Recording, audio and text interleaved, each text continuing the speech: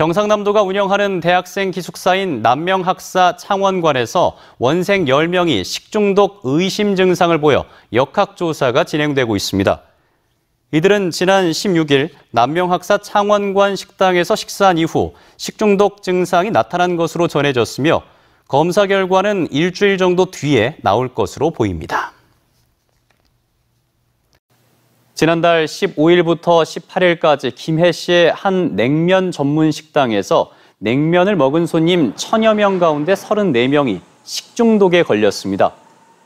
이 가운데 60대 남성 1명은 병원에서 치료를 받다가 사흘 만에 숨졌습니다.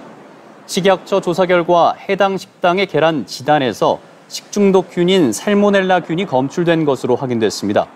김해시는 해당 식당에 지난 17일부터 한 달간 영업 정지 처분을 내렸습니다. 지난달엔 김해의 한 냉면집에서 이달 들어서는 창원의 한 기숙사에서 집단으로 식중독 증상을 호소하는 일이 일어났는데요. 특히 창원 기숙사에서는 당초 알려진 10명보다 더 많은 학생이 식중독 증상이 있었던 것으로 역학조사 결과 확인됐습니다. 이재경 기자의 보도입니다. 경상남도가 운영하는 대학생 기숙사인 남명학사 창원관 학생들이 있는 SNS 단체 대화방입니다. 지난 20일 장염이나 식중독 증상이 있으면 알려달라는 글이 올라옵니다. 이달 중순 남명학사 창원관 학생 10명이 식중독 증상을 호소해 창원시가 역학조사에 나섰습니다.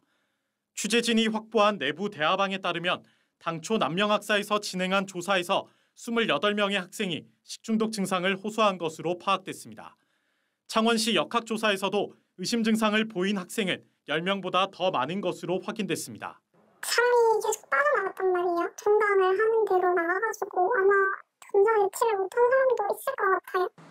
지난달 중순에는 김해의 한 냉면집을 다녀간 손님 34명이 집단 식중독에 걸렸습니다. 이 가운데 60대 남성 1명은 숨졌습니다.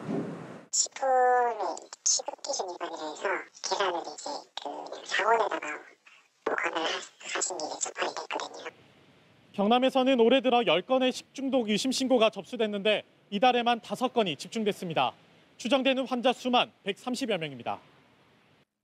기온과 연관이 큰데 기온이 평균 1도 오르면 식중독 발생은 5%, 환자 수는 6% 증가한다는 연구 결과도 있습니다.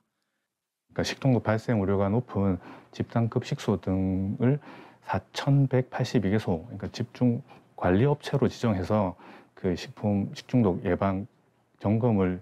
식중독 증상이 있더라도 성급하게 지사제를 먹는 것은 주의해야 한다고 전문가들은 조언합니다. 혈변이 있다든지 또는 열이 38도 이상 고열이 나온다든지 그리고 설사 증상이 너무 심해서 탈수 증상이 생긴다면은 병원으로 방문하셔서 식중독 예방을 위해선 손을 잘 씻고 음식은 반드시 익혀 먹는 등 기본적인 위생 수칙을 잘 지켜야 한다고 전문가들은 강조했습니다.